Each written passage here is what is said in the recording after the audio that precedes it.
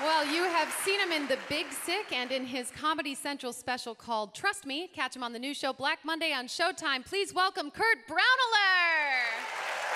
Thank you, Chicago. I just became a dad. Yes, I'm a dad now, so my life finally caught up with my looks. Just been looking like a dad for 40 years without kids. Honestly, it was getting creepy, you know? They were like, that dad seems too drunk. Now it's like, that dad is too drunk.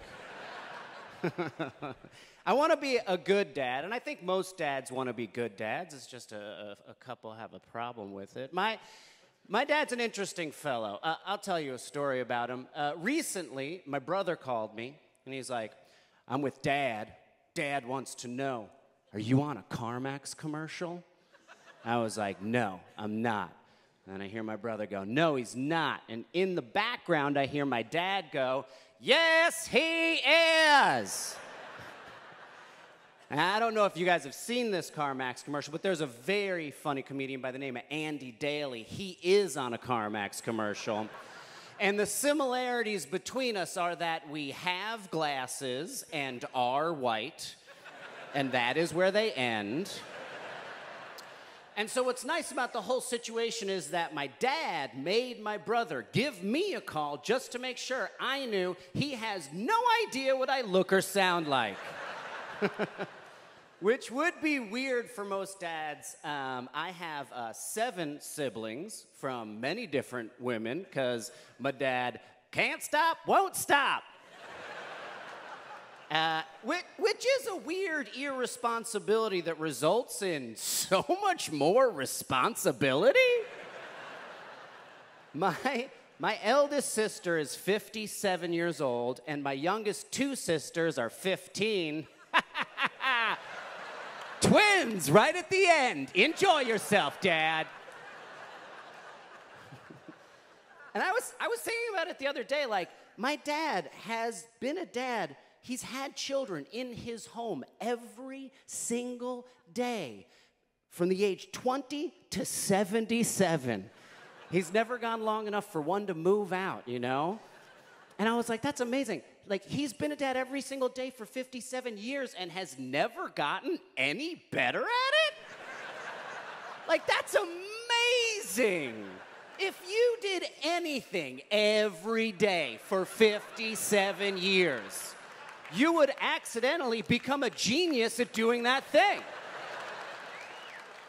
My dad is like a guy who has played mini golf every day for 57 years.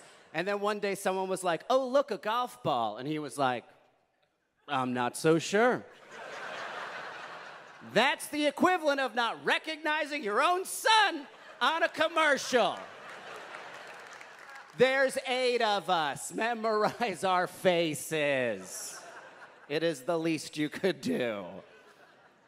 So, my parents got divorced when I was 2. I grew up in Jersey. What up, Jersey? I'm required by law to say that. There's always somebody also. And my dad lived in Michigan, so... okay. I'm a little biased against Michigan, but you can have your woos.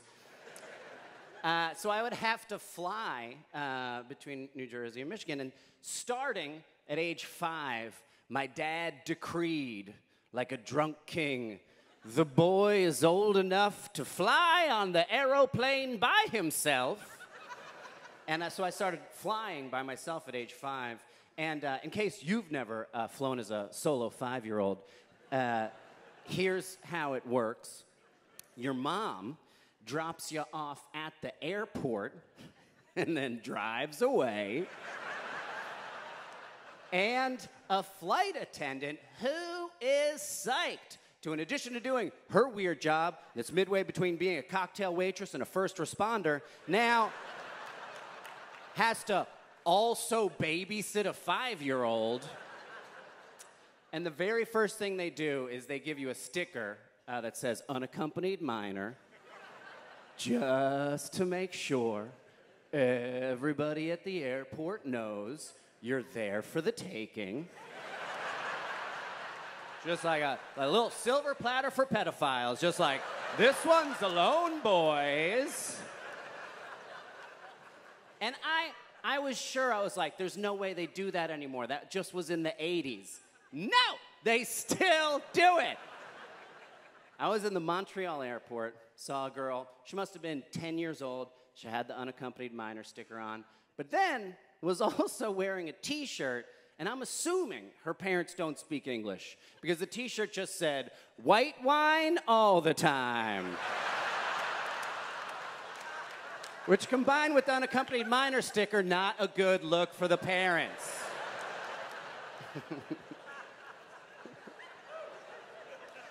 So my dad was also always too cheap to buy me a direct flight. So I also, welcome to my life. And I always had a 3-hour layover in Dayton, Ohio.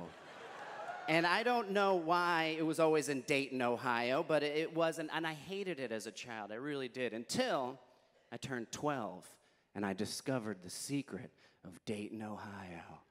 And in order to understand the secret of Dayton, Ohio, you need to know 3 true facts about myself, Kurt Braunohler. Fact number 1, I breastfed until I was 5 years old. Look at me, know it's true. 5. That's some Game of Thrones stuff, y'all. 5. I have a specific memory of breastfeeding and watching Phil Donahue and asking my mom to change a channel because I was bored. 5.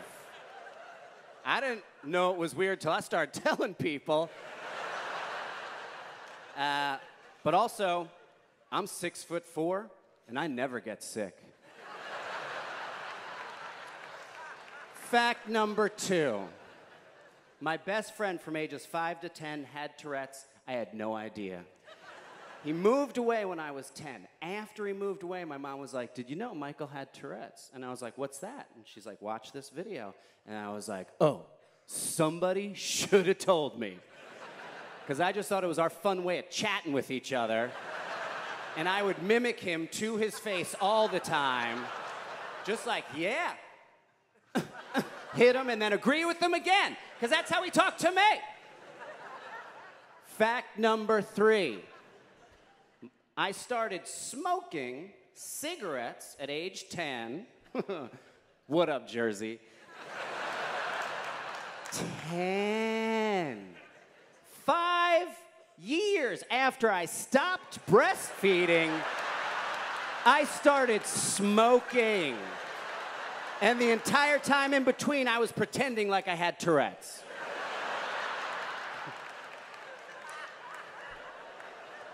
So that's how you make this soup, all right? So, when I turned 12, I discovered the secret of Dayton, Ohio, which was this. I would get off the plane in Dayton and shake my flight attendant guard, and then I would head off into the airport, and I could do this because it was the 80s. I would buy cigarettes and pornography and then sit in the Dayton airport just smoking Marlboro Reds and flipping through a Hustler like some sort of 12-year-old Hugh Hefner. And then before I got on the next flight, I would throw them all away and no one would ever know. So, what I'm saying is I want to be a good dad. Thank you very much. Oh, so good. Kurt Braunohler.